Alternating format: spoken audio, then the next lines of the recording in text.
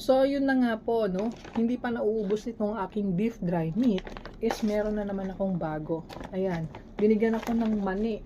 Alam ko masarap tong mani na to eh, pero hindi ko pa siya natitikman. And, ngayon ko pa lang siya i-open na nakaharap kayo. Tikman natin. Kasi nga, is gusto kong i-share sa inyo ang aking journey dito sa aking new employers. Ayan. Sarap. Oh, sinabi ko na naman masarap. Sasabihin nyo na naman hindi masarap. Pero masarap talaga siya, promise. Bakit ba sinasabi nyo palagi na hindi masarap yung pagkain ko? Eh, ako naman yung nakakatikim ng food ko.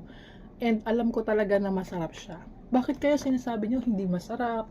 Bakit lahat para sa akin masarap? Siguro is content creator, alam nga namang sabihin mong hindi masarap yung kinakain mo, 'di ba? Pero para sa akin talaga is food is a blessing, kaya masarap man siya o hindi, sasabihin ko pa rin masarap kasi nga blessing yan from God. Alam nyo, kaya ako nagkakaroon ng ganito kasi nga is parang bayad ito ng pagmamassage ko kay Laupan. Kasi nakiusap sa akin si Cheche at si Taytay na imasahe ko si Laupan gabi-gabi. Na dyan sa sala, hindi sa kwarto ha, sa sala. Nakiusap sila sa akin. And gusto ko sana na sabihin sa kanila na alagaan ko na lang si Laupan. Kaso malakas pa kasi si Laupan eh. Kumbaga, alaga ko si Lola, tapos alagaan ko din si Laupan. Kumbaga, magiging caretaker na ako nung dalawa. Tapos, gusto ko lakihan yung sahod. Kasi nga, kailangan ko talaga ng sahod. Alam nyo na, di ba? Kasi may nursing na akong anak. Kaya, kailangan ko ng double na trabaho. Kaso, nahihiya ako eh.